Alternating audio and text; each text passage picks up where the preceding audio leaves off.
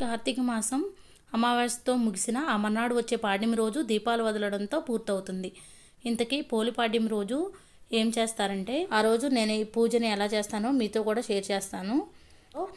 పోలి పాడ్యమి పూజా విధానం గురించి తెలియజేస్తానండి. ముందుగా మనం ఎక్కడైతే పూజ చేద్దాం అనుకుంటున్నామో ఆ ప్లేస్ని పసుపుతో అలుక్కోవాలండి. తర్వాత వరిపిండితో ముగ్గు పెట్టాలి. అష్టదళ పద్మం వేసుకోవాలండి. 4 సైడ్లు కూడా కర్రలను వేయాలి. తర్వాత పసుపు కుంకుమతో అలంకరించాలండి. పసుపుతో కూడా ముగ్గు వేసుకొని కుంకుమ బొట్లను పెట్టుకోవాలండి. తర్వాత ముందుగా మనం ఏ పూజ చేసినా గణపతికి పూజ చేస్తాం కదా, అందుకని పసుపు గణపతిని చేసుకొని రెడీగా ఉంచుకోవాలండి. గణపతిని ఆకులైనా పెట్టుకోవచ్చు, లేదా ఇత్తడి ప్లేట్లో అయినా పెట్టుకోవచ్చు అండి. ఇత్తడి ప్లేట్కి గంధం కుంకుమ బొట్లను పెట్టాలండి. గణపతికి కూడా కుంకుమ బొట్లను సమర్పించాలి. ముందుగా గణపతి దగ్గర పూజ చేసుకోవాలండి. గణపతి శ్లోకం ఏమన్నా వస్తే చదువుకోవచ్చండి. లేదంటే ఓం గణపతి అయిన మహా అని 11 సార్లు అనుకోవాలండి. ఈ విధంగా గణపతి దగ్గర పూజ చేసుకోవాలండి. గణపతికి పువ్వులతో అక్షింతలతో ఈ విధంగా పూజ చేసుకోవాలండి. తర్వాత స్వామికి అగరబత్తి కూడా వెలిగించుకొని ప్రసాదం పెట్టాలండి.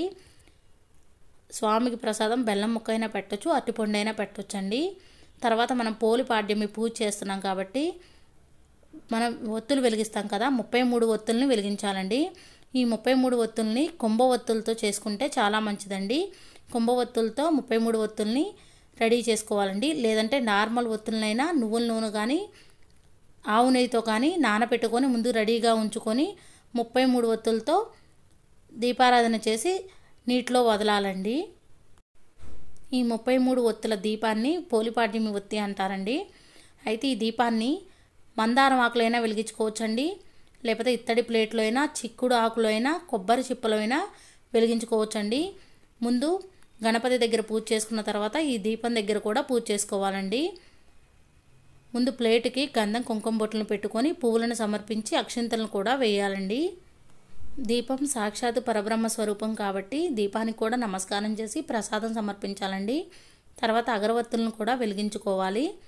అగరవత్తులను కూడా వెలిగించిన తర్వాత పూజ మొత్తం కంప్లీట్ అయిన తర్వాత హారతి కూడా ఇచ్చి స్వామికి నమస్కారం చేసుకోవాలండి. ఈ విధంగా పూజ చేసుకున్న తర్వాత ఈ దీపాన్ని నీటిలో వదిలిపెట్టాలండి. నీటిలో వదలాలండి. నీటిలో వదలడం కోసం ముందుగా ఎలా సిద్ధంగా ఉంచుకోవాలో కూడా తెలియజేస్తానండి. నీటిలో వదలడం కోసం కావాల్సినవి పువ్వులు, పసుపు, కుంకుమ, అక్షింతలు ఇత్తడి ప్లేట్లో వెలిగించుకోవచ్చండి. అదేవిధంగా నిమ్మకాయ తొక్కలో కూడా వెలిగించుకోవచ్చండి. రసం పిండేసి ఈ తొక్కలో వెలిగించుకోవచ్చండి. అదేవిధంగా స్టీల్ గిన్నెలో కూడా వెలిగించుకోవచ్చు. తర్వాత అగ్గిపెట్టది అట్ట ఉంటుంది కదండి, అట్ట మీద కూడా వెలిగించుకోవచ్చండి. అదేవిధంగా కొబ్బరి తీసిన తర్వాత కొబ్బరి చిప్పు ఉంటుంది కదా, దాంట్లో కూడా వెలిగించుకోవచ్చు. ఈ జలదీపాలను వదలడానికి ముందుగా ఒక బేసిన్ కానీ, ఇత్తడి తాంబూలం కానీ, ఇత్తడి ప్లేట్ కానీ తీసుకోవాలండి. తర్వాత కొద్దిగా నీళ్లు తీసుకోవాలి. నీళ్లు తీసుకున్న తర్వాత ఈ ఇత్తడి తాంబూలానికి గంధం కుంకుమ బొట్లు పెట్టుకొని తర్వాత నీళ్ళల్లో పసుపు, కుంకుమ, అక్షింతలు వేసుకోవాలండి. సాక్షాత్తు నది అనుకొని, పవిత్రమైన నది అనుకొని మనం భావించి జలదీపాలని వెలిగించుకోవచ్చండి. తర్వాత ఈ విధంగా పువ్వులతో అలంకరించుకొని ఈ విధంగా పోలిపాడ్యమి దీపాన్ని నీళ్ళల్లో వదలొచ్చండి. ఈ విధంగా వదిలిన తర్వాత చేతితో ఒక 2-3 సార్లు తడుముతూ గంగా, యమున, సరస్వతి అనుకొని దీపాలని వెలిగించవచ్చండి. ఈ విధంగా అనుకోవడం వల్ల గంగా, యమున, సరస్వతి నదుల్లో మనం దీపంను వెలిగించినంత పుణ్యం మనకు కలుగుతుందండి. 33 ఒత్తుల ఒత్తి వెలిగించుకుంటే చాలా మంచిదండి. ఒకవేళ వీలు కుదరకపోతే ఒక కుంభ ఒత్తినైనా ఈ విధంగా ఆకులైనా వెలిగించుకోవచ్చు, నిమ్మ తొక్కలో వెలిగించుకోవచ్చు అండి, ఇత్తడి ప్లేట్లో వెలిగించుకోవచ్చు. అదేవిధంగా కొబ్బరి చిప్పలో కూడా వెలిగించుకోవచ్చు అండి. అయితే ముందుగా మనం వెలిగించేటప్పుడు దీపానికి గంధం కుంకుమ బొట్లు పెట్టడం మర్చిపోకుండా పెట్టుకోవాలండి. ఈ విధంగా దీపాలను చాలా రకాలుగా వెలిగించుకోవచ్చండి. నిమ్మ తొక్కలో వెలిగించుకోవచ్చు, ఇత్తడి ప్లేట్లో వెలిగించుకోవచ్చండి, స్టీల్ గిన్నెలో వెలిగించాను, అగ్గిపెట్టె అట్ట మీద కూడా వెలిగించాను, వామాకు మీద వెలిగించానండి, మందారం ఆకు మీద కానీ చిక్కుడు ఆకు మీద కూడా వెలిగించుకోవచ్చండి. అయితే ఇక్కడ గమనించాల్సింది ఏంటంటే ఎక్కువ బరువుగా ఉండేలా చూసుకోకూడదండి. ఒక సింగిల్ ఒత్తిని వేసుకోవాలి, నూనె ఎక్కువగా వేయకూడదు. ఆల్రెడీ నూనెలో నానబెట్టే ఉంచుతాం కాబట్టి ప్రాబ్లం లేదండి, మంచిగానే వెలుగుతాయి. ఎక్కువగా నూనె పోయడం వల్ల నీటిలో మునిగే ఛాన్స్ ఉంటుంది. పోలి స్వర్గం పూజ ఎలా చేయాలో తెలుసుకున్నారు కదండి. ఇప్పుడు పోలి స్వర్గం కథ అంటే ఏంటో తెలియజేస్తున్నానండి. పోలి స్వర్గం అచ్చం తెలుగింటి మహిళ కథ. కార్తీకలో దీపం ప్రాధాన్యతే కాదు, ఆ ఆచారాన్ని నిష్కల్మషంగా పాటించాల్సిన అవసరం కూడా ఉందండి. పూర్వం కృష్ణా తీరంలోని ఒక గ్రామంలో ఒక ఉమ్మడి కుటుంబం ఉండేది. ఆ కుటుంబంలో 5 కోడళ్ళు ఉండేవారంట. వారిలోని చిన్న కోడలే పోలి. ఆమెకి చిన్నతనం నుంచే పూజలు, దేవుడు అంటే ఎనలేని భక్తి. అందుకే కోడలంటే అత్తగారికి అసూయ కలిగింది.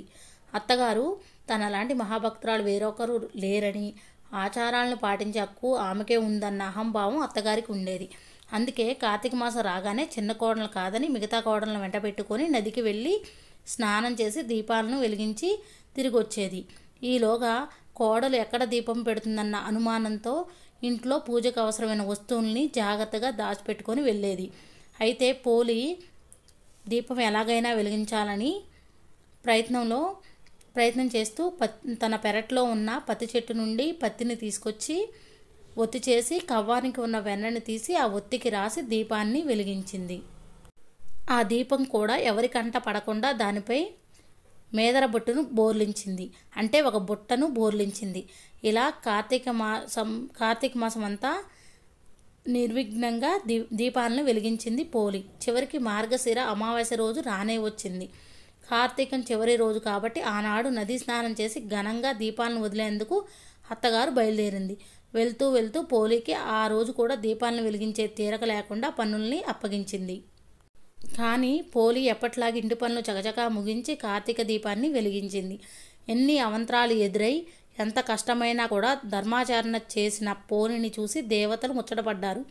వెంటనే ఆమెను బొందితో స్వర్గానికి తీసుకెళ్లినందుకు పుష్ప విమానం దిగి వచ్చింది. అప్పుడే ఇంటికి చేరుకుంటున్న అత్తగారు, ఆమె, మిగతా కోడళ్ళు ఆ విమానాన్ని చూసి అది తమ కోసమే వచ్చిందని మురిసిపోయారు. కానీ అందులో పోలి ఉండేసరికి ఆశ్చర్యపోయారు. ఎలాగైనా ఆమెతో పాటు తాము కూడా స్వర్గానికి వెళ్ళాలనుకునే ఆత్రంలో పోలి కాళ్ళు పట్టుకొని వేలాడే ప్రయత్నం చేసిన ప్రయోజనం లేకపోయింది. విమానంలోని దేవదూతలు పోలికి మాత్రమే స్వర్గానికి చేరుకునేంతటి నిష్కల్మషమైన మనసుందని చెప్తూ కిందకి దింపారు. ఈ నేపథ్యంలో తెలుగునాట మహిళలంతా పోలిని తలుచుకుంటూ అమావాస్య రోజు ఉదయాన్నే అరటి తొప్పల్లో ఒత్తులను వెలిగించి నీటిలో వదులుతారు. ఇలా వదిలిన అరటి దీపాలను చూస్తూ పోలిని తలుచుకుంటారు. కార్తీక మాసంలో ఏ రోజు దీపాన్ని వెలిగించలేకపోయినా ఈ రోజున 30 ఒత్తులతో దీపం వెలిగించి నీటిలో వదిలితే ఆ మాసం అంతా దీపారాధన చేసిన పుణ్యం వస్తుంది. వీలైతే ఈ రోజున బ్రాహ్మణులకు దీపాన్ని లేదా స్వయం పాకాన్ని దానం చేస్తారు. తెలుగువారు ఇటు పోలిని అటు దీపాన్ని కూడా శ్రీ మహాలక్ష్మి రూపంగా భావిస్తుంటారు. కాబట్టి చాలామంది ఈ పోలి దీపాలను అమావాస్య రోజున కాకుండా మర్నాడు వచ్చే పాడ్యమి రోజున వెలిగించుకుంటారు. అందుకే దీన్ని పోలి పాడ్యమి అంటారు. ఇది పోలి స్వర్గం వివరణ. కాబట్టి భగవంతుణ్ణి కొలవడానికి కావాల్సింది శ్రద్ధే కానీ ఆడంబరం కాదు. అంతేకాకుండా అంతా కోడళ్ళ మధ్య సఖ్యత ఉండాలన్న నీతిని కూడా బోధిస్తుంది ఈ కథ. అందుకే పెద్దలు మనసుంటే మార్గం ఉంటుంది అని చెప్తూ ఉంటారు. నాకు తెలిసిన విధంగా ఈ కథని మీతో కూడా షేర్ చేశానండి. తెలుసుకున్నారు కదండి పోలి స్వర్గం పూజా విధానం అండ్ కథని.